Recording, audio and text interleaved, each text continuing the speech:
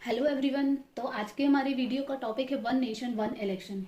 ये टॉपिक जो है वो अभी काफ़ी न्यूज़ में चल रहा है और ये काफ़ी हमारे लिए इम्पोर्टेंट हो जाता है एग्जाम्स के भी व्यू से और हमारे देश की पॉलिटिकल व्यू को जानने के हिसाब से भी ये जो टॉपिक है वो बहुत इंपॉर्टेंट हो जाता है। तो आज की वीडियो में आपको मिलेगा कि वन नेशन वन इलेक्शन क्या है, इसके लिए सरकार ने क्या क्या प्रयास किए हैं अभी तक, और ये प्रधानमंत्री मोदी इसे लागू क्यों करना चाहते हैं और अभी तक इसकी क्या क्या तैयारियां की जा चुकी हैं। इन सभी टॉपिक पर हम आज डिटेल में बात करेंगे और जिससे आपको काफ़ी हद तक ये चीज़ समझ में आएगी कि हमारे देश में अब हमें आगे क्या देखने को मिल सकता है और इसके क्या परिणाम हो सकते हैं और इसके हमारे देश पर इस चीज़ के इकोनॉमी के हिसाब से क्या इफेक्ट देखने को मिलेंगे।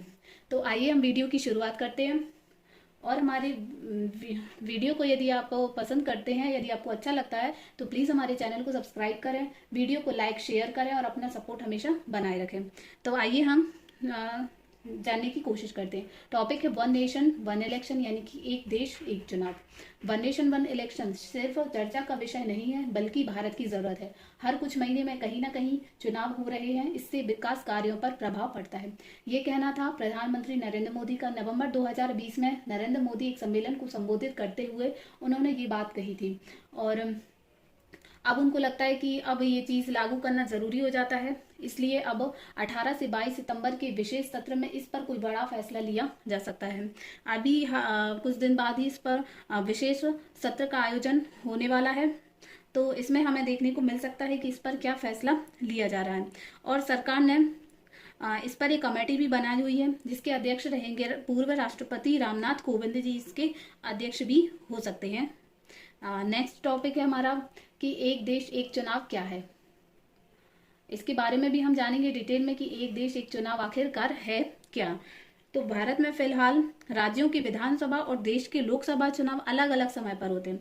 वन नेशन वन इलेक्शन का मतलब हो जाएगा कि पूरे देश में एक साथ ही लोकसभा और विधानसभाओं के चुनाव को आयोजित करवाना, यानी कि मतदाता लोकसभा और राज्य की विधानसभाओं के सदस्य को चुनने के लिए एक ही दिन एक ही समय पर यह चरणबद्ध तरीके से अपना वोट डाल सकेंगे।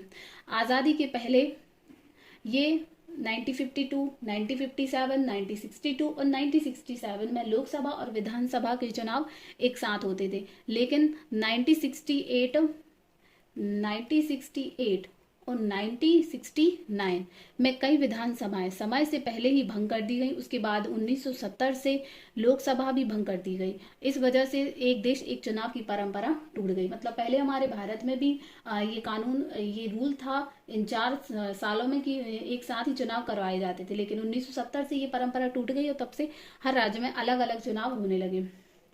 नेक्स्ट हमारा टॉपिक है सरकार ने one election one nation one election लागू करने की अब तक के इसमें क्या क्या काम किया है। तो सबसे पहले मई 2014 में जब केंद्र में मोदी सरकार आई थी तो कुछ समय बाद ही एक देश और एक चुनाव को लेकर बहस शुरू हो गई थी। जब 2014 में मोदी जी ने चुनाव लड़ा था, तब उनके जो घोषणा पत्र था उसका एक पॉइंट था वन नेशन वन इलेक्शन, जिसको अब वो इम्प्लीमेंट करने जा रहे हैं। फिर दिसंबर 2015 में लॉ कमीशन ने वन नेशन वन इलेक्शन पर एक रिपोर्ट पेश की थी। इसमें बताया गया था कि अगर देश में एक साथ ही लोकसभा और विधानसभा के चुनाव कराए जाते हैं तो इससे करोड़ों रुपए बचाए जा सकते हैं। इसके साथ ही बार बार चुनाव आचार संहिता ना लगने की वजह से डेवलपमेंट वर्क पर भी असर नहीं पड़ेगा। इन्हीं बातों को ध्यान में रखते हुए 2015 में सिफारिश की गई थी कि देश में एक साथ एक चुनाव आयोजित कराने चाहिए। उसके बाद प्रधानमंत्री मोदी ने जून 2019 में, मतलब जून 2019 में औपचारिक तौर पर सभी पार्टियों के साथ इस मसले पर विचार विमर्श करने के लिए एक बैठक बुलाई थी। तब केंद्रीय मंत्री और वरिष्ठ बीजेपी नेता रविशंकर प्रसाद, एक नेता थे रविशंकर प्रसाद ने कहा था कि देश में कमोवेश हर महीने चुनाव होते हैं, उसमें खर्चा होता है। आचार संहिता लगने के कारण कई प्रशासनिक काम भी रुक जाते हैं। हालांकि कई पार्टियों ने विरोध दर्ज किया था। अब ये हम सभी जानते हैं कि हर साल कहीं ना कहीं, चूंकि भारत में 28 राज्य हैं, तो हर साल कहीं ना कहीं चुनाव लगे रहते हैं। इससे जो खर्चा होता है, जो चुनाव आयोग का, जो भारत सरकार का, वो काफी खर्चा होता है और इस पर एक सर्वे भी किया जा चुका है। तो वो हम आगे देखेंगे वो सर्वे। उसके बाद 2020 में प्रधानमंत्री मोदी ने एक सम्मेलन में वन नेशन वन इलेक्शन को भारत की जरूरत बताया था, ये हम पहले देख चुके हैं। अब 1 सितंबर 2023 को सरकार ने इस मसले पर एक कमेटी बनाने का फैसला किया है, जिसके अध्यक्ष पूर्व राष्ट्रपति रामनाथ कोविंद होंगे। नेक्स्ट है हमारा कि क्या देश में वन नेशन वन इलेक्शन लागू करना संभव है। अब ये प्रश्न हम सभी के मन में आता है कि क्या ये संभव है, क्योंकि मोदी जी लेके आए होंगे तो उन्होंने कुछ इसका कैलकुलेशन किया होगा, सभी राज्यों को लेकर उन्होंने जो उनकी जो रणनीति होगी उसके तहत ही ये लेकर आए होंगे। तो वन नेशन वन इलेक्शन को लेकर दो सिनेरियो हैं, मतलब इसके हमारे पास दो प्रक्रियाएं रहेंगी। संसद कानून बना सकती है या इसके लिए 2/3 राज्यों की रजामंदी की जरूरत होगी। ये जो कानून, ये जो नया चीज है कि वन नेशन वन इलेक्शन, ये यूं ही लागू नहीं हो जाएगा। इसके लिए संसद में संशोधन करने पड़ेंगे, राज्यों की सहमति भी हमें चाहिए पड़ेगी। तो उसमें क्या क्या हमें देखने को मिल सकता है आगे, वो तो हम देखेंगे ही। तो खैर, अगर बाकी राज्यों से सहमति लेने की जरूरत हुई तो ज्यादातर नॉन बीजेपी सरकारें विरोध करेगी। ये तो जाहिर सी बात है कि जो बीजेपी गवर्नमेंट होगी वो इसका सपोर्ट करेगी, क्योंकि जो मोदी जी हैं वो बीजेपी पार्टी से हैं, और एक पार्टी का सदस्य दूसरी पार्टी, मतलब उसी पार्टी के सदस्य को हमेशा सपोर्ट करता है। लेकिन जो नॉन बीजेपी सरकारें होंगी वो जाहिर सा है कि इसका विरोध करेंगी। ये विरोध कितना होगा, क्या वो अपने विरोध में कामयाब हो पाएंगे और क्या मोदी जी ये लागू कर पाएंगे, ये तो हमें आगे देखने को मिलेगा। अगर सिर्फ संसद से पारित कराकर कानून बनाना संभव हुआ तो भी इसमें कई मुश्किलें आएंगी। एक दो ऑप्शन बचते हैं। यदि राज्यों से सहमति लेने की जरूरत पड़ी तो जाहिर सी बात है नॉन बीजेपी सरकार इसका विरोध करेंगी। अगर संसद से पारित कराकर कानूनी संभव हुआ तो भी इसमें कई मुश्किलें हैं, क्योंकि इसमें संविधान के कई अनुच्छेदों में हमें संशोधन करना पड़ेगा, और वो संशोधन क्या होंगे वो भी हम देखेंगे। जैसे संसद से पारित कराकर कानून बनाना संभव हुआ तो इसमें क्या क्या मुश्किलें आ सकती है। इसमें एक मुश्किल आ सकती है कि एक साथ एक चुनाव कब कराया जाएगा, जिन राज्यों में अभी चुनाव हुए हैं उनका क्या होगा, क्या इन सरकारों को बर्खास्त कर दिया। मतलब सवाल अब ये है कि क्या जैसे 1 साल पहले या 2 साल पहले जिन राज्यों में चुनाव हुए हैं तो उनका जो कार्यकाल है वो 5 साल तक रहेगा, तो क्या उनको बर्खास्त कर दिया जाएगा, तो क्या होगा इस पर। और साफ है कि इसमें कानूनी तौर पर कई अड़चनें आने वाली हैं, और कानूनी आधार पर इस समस्या का हल कर पाना संभव नहीं है या काफ़ी मुश्किल है, और इसके लिए दूसरे राज्यों की सहमति बहुत ज़रूरी है। और हालांकि मतभेद इतना ज़रूरी है, मतलब इतना ज़्यादा है कि ये मुमकिन नहीं लगता। और आगे एक पॉलिटिकल एक्सपर्ट कहते हैं कि अभी जिन राज्यों में हाल ही में सरकार चुनी गई है वो इसका विरोध करेंगे। एक बात साफ है कि अगर ऐसा सरकार ऐसा करेगी तो इस मामले का सुप्रीम कोर्ट में जाना तय है। तो ये मामला जो है हमें सुप्रीम कोर्ट में भी देखने को मिल सकता है। तो सुप्रीम कोर्ट इस पर क्या फैसला सुनाती है वो भी हम आगे देखेंगे। नेक्स्ट कि वन नेशन वन इलेक्शन के समर्थन में क्या क्या कहा जा रहा है, मतलब इसके समर्थन में क्या क्या तर्क दिए जा रहे हैं, और इसके जो विपक्ष में जो तर्क हैं वो क्या है वो हम आगे देखेंगे। तो इसके समर्थन में एक तर्क है कि हर साल 5-6 राज्यों में चुनाव पड़ जाते हैं। वन नेशन वन इलेक्शन के समर्थकों का कहना है कि इससे विकास कार्यों में बाधा पड़ती है। जैसे वो एग्जाम्पल्स देते हैं कि जैसे उड़ीसा का उदाहरण देते हैं। उड़ीसा में 2004 के बाद से चारों विधानसभा चुनाव लोकसभा चुनाव के साथ हुए, और उसमें नतीजे भी अलग अलग रहे। वहां आचार संहिता बहुत कम देर के लिए लागू होती है, जिसकी वजह से सरकार के कामकाज में दूसरे राज्यों के मुकाबले कम खलल पड़ता है। नेक्स्ट है कि पूरे देश की विधानसभाओं और लोकसभा के चुनाव एक साथ होते हैं तो इससे चुनाव पर होने वाले खर्च में कमी आएगी। ये तो हमें साफ दिखता है, क्योंकि 2019 में लोकसभा चुनाव से पहले अगस्त 2018 में लॉ कमीशन की एक रिपोर्ट आई थी। इसमें कहा गया था कि अगर 2019 में लोकसभा और विधानसभा के चुनाव एक साथ होते हैं तो उसमें हमें 4500 करोड़ रुपए का खर्च बढ़ेगा। ये खर्चा इसलिए क्योंकि ईवीएम इतनी ज़्यादा लगेगी कि इसमें यह भी कहा गया था कि साथ चुनाव कराने का सिलसिला आगे बढ़ता है तो 2024 में 1751 करोड़ रुपए का खर्चा बढ़ता है। यानी धीरे धीरे ये एक्स्ट्रा खर्च भी कम हो जाता है, क्योंकि यदि एक साथ चुनाव होते हैं लोकसभा विधानसभा के तो अब जाहिर सी बात है कि हम इसमें ईवीएम जो मशीन है वो ज़्यादा ही लगेंगी। नेक्स्ट है कि वन नेशन वन इलेक्शन के विरोध में क्या क्या तर्क दिए जा रहे हैं। अभी हमने समर्थन में इसके तर्क देखे, अब हम इसमें विरोध के जो तर्क देखेंगे कि जो विपक्ष की पार्टियां हैं या जो इसका विरोध कर रही हैं उनके क्या क्या तर्क हैं। तो राष्ट्रीय स्तर पर देश और राज्य के मुद्दे अलग अलग होते हैं। एक साथ एक चुनाव हुए तो वोटर्स के फैसले पर असर पड़ने की संभावना है। नेक्स्ट है कि चुनाव 5 साल में एक बार होंगे तो जनता के प्रति सरकार की जवाबदेही कम हो जाएगी। अभी की स्थिति में लोकसभा चुनाव जीतने वाली पार्टियों को डर होता है कि अच्छे से काम नहीं करेंगे तो विधानसभा में दिक्कत होगी। तो अभी जो पार्टियां अलग अलग चुनाव होते हैं उनको एक चुनाव का रिजल्ट अपने दूसरे चुनाव में देखने को मिल सकता है, लेकिन जब यदि एक साथ चुनाव होंगे तो उसमें क्या होगा, उसमें ये संभावना बढ़ जाती है कि व्यक्ति जो होगा वो एक ही पार्टी को सपोर्ट करेगा। तो इसके जो चांसेस हैं वो काफ़ी हमें बढ़ते हुए देखने को मिल सकते हैं।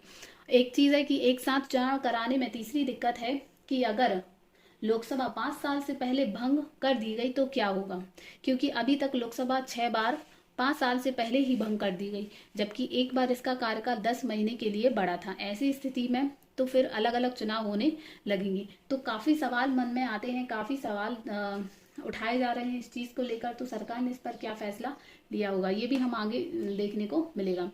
पूर्व राष्ट्रपति रामनाथ कोविंद को इस कमेटी का अध्यक्ष क्यों बनाया गया है? तो इसका जवाब है कि रामनाथ कोविंद 1 अक्टूबर 1945 को कानपुर की डेरापुर तहसील के एक गांव में जन्मे थे। जो रामनाथ कोविंद है वो कानपुर के हैं। ये जो दिख रही है रामनाथ कोविंद कानपुर के हैं। और 1977 में उस टाइम जो प्रधानमंत्री रहे थे मोरारजी देसाई, उनके ये पर्सनल सेक्रेटरी भी बने थे। तो एक क्वेश्चन है कि यदि रामनाथ कोविंद को ही इसका अध्यक्ष क्यों बनाया गया, तो ये सारे उनके मुख्य पहलू हैं। और 1978 में कोविंद सुप्रीम कोर्ट के वकील के तौर पर भी अपॉइंट हुए थे। और उसके बाद अगस्त 2015 में वो बिहार के गवर्नर भी रहे थे। रामनाथ कोविंद बीजेपी का एक दलित चेहरा रहे हैं। वे दलित बीजेपी मोर्चा के अध्यक्ष भी रहे हैं। और जबकि कोविंद जी हैं वो बीजेपी के नेशनल स्पोक्स पर्सन भी रह चुके हैं, लेकिन वे लाइमलाइट से इतने दूर रहते हैं कि प्रवक्ता रहने के दौरान भी कभी भी टीवी पर नहीं आए। रामनाथ कोविंद जो है उन्होंने 25 जुलाई 2017 को भारत के राष्ट्रपति चुने गए थे और उन्होंने अपने 5 साल का कार्यकाल पूरा किया।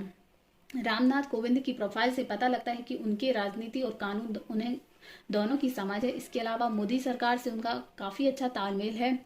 वन नेशन वन इलेक्शन की कमेटी में उनकी नियुक्ति को अन्य विपक्षी पार्टियां भी खुलकर विरोध नहीं कर पाएंगी, क्योंकि वो एक दलित चेहरा और देश के राष्ट्रपति रह चुके हैं। तो ये कुछ कारण हमें देखने को मिलते हैं कि आखिर रामनाथ कोविंद को ही वन नेशन वन इलेक्शन की जो कमेटी गठित हुई उसका ही अध्यक्ष क्यों बनाया गया है, और जो विपक्ष की पार्टियां हैं वो इसका क्यों विरोध नहीं कर पाएंगी।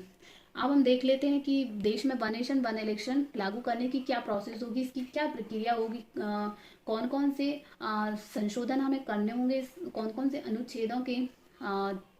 अनुच्छेदों में संशोधन करने होंगे।